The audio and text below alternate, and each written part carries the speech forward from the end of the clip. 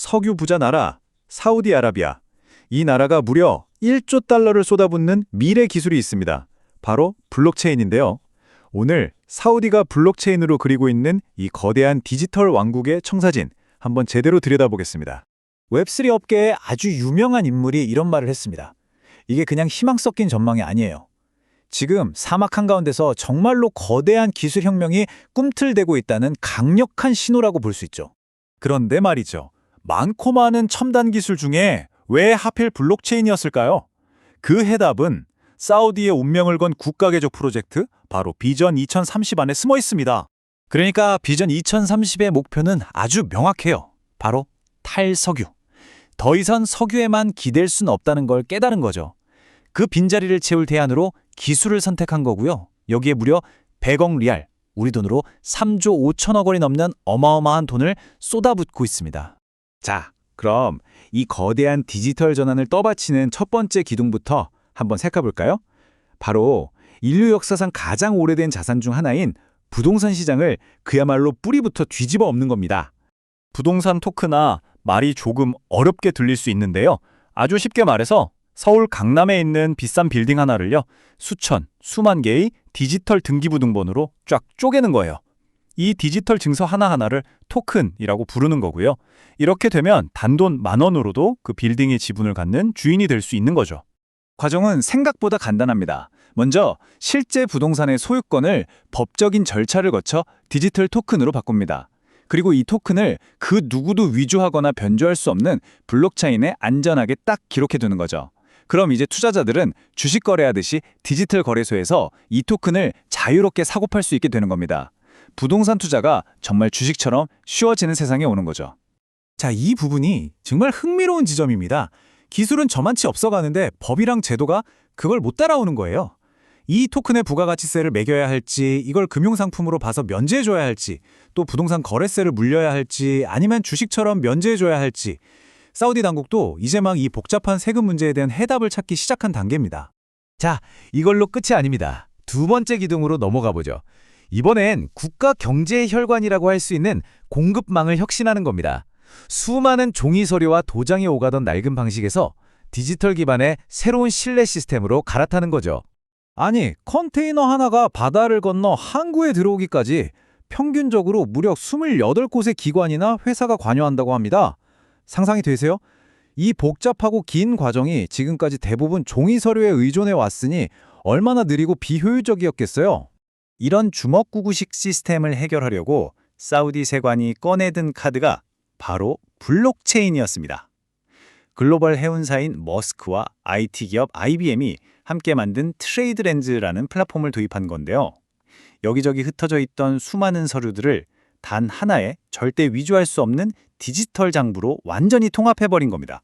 결과는요, 뭐 말할 것도 없죠. 처리 시간은 획기적으로 단축됐고 모든 관련자가 화물이 어디쯤 오고 있는지 실시간으로 투명하게 볼 수 있게 됐습니다. 당연히 실수나 사기의 위험도 확 줄었고요. 근데 여기서 진짜 중요한 건요, 단순히 빨라졌다는 게 아니에요. 신뢰를 기반으로 한 완전히 새로운 무역 생태계가 만들어지고 있다는 점입니다. 비용 절감은 당연히 따라오는 거고요. 자, 이제 세 번째 기둥입니다. 이거 나와 지금까지 얘기한 것 중에 가장 스케일이 크고 또 야심찬 계획일 겁니다. 바로 돈이라는 것 자체의 개념을 새롭게 정의하려는 시도거든요. CBDC, 중앙은행 디지털 화폐. 요즘 뉴스에서 한 번쯤은 들어보셨을 거예요. 이게 뭐냐면 아주 간단해요. 한국은행이 발행하는 디지털 원화, 사우디 중앙은행이 발행하고 직접 보증하는 디지털 리알이라고 생각하시면 됩니다. 우리가 지금 쓰는 지폐나 동전이 그냥 눈에 보이지 않는 디지털 형태로 바뀐 거죠. 근데 이 디지털 화폐도 다 같은 게 아니에요.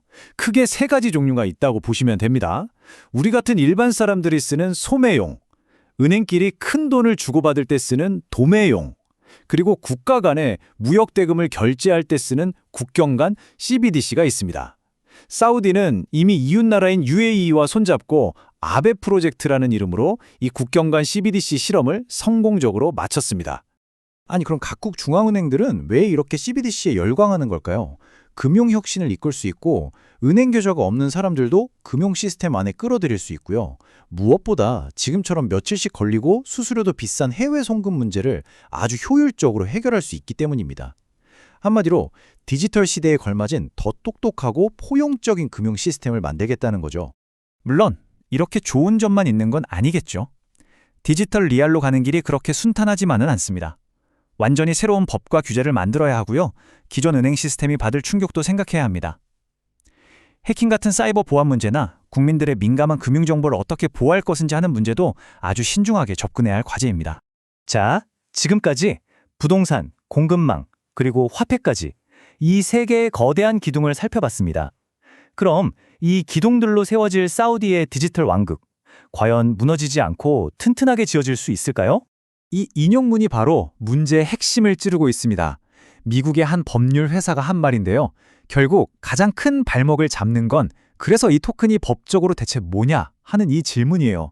이걸 주식 같은 증권으로 보느냐 아니냐에 따라 모든 세금과 규제가 달라지기 때문이죠. 이건 비단 미국만의 고민이 아니라 사우디를 포함한 전 세계가 풀어야 할 가장 큰 숙제입니다. 그러니까 결국 사우디의 도전은 이 줄타기를 얼마나 잘 하느냐에 달렸다고 볼 수 있습니다. 전자상거래 시장이 커지고 전 세계 기술 스타트업과 협력할 수 있는 엄청난 기회가 있는 반면에 아직 법과 제도가 명확하지 않다는 불확실성, 그리고 기업들이 감당해야 할 막대한 초기 투자 비용이라는 현실적인 장벽이 버티고 있는 거죠. 석유의 시대를 넘어 블록체인으로 새로운 미래를 열려는 사우디아라비아의 이 거대한 실험. 과연 이것은 미래 경제의 새로운 표준이 될까요? 아니면 역사에 기록될 1조 달러짜리 거대한 도박으로 남게 될까요? 비전 2030이 완성되는 그날까지 전 세계의 투자자와 기술자들의 시선은 계속해서 사우디로 향할 겁니다.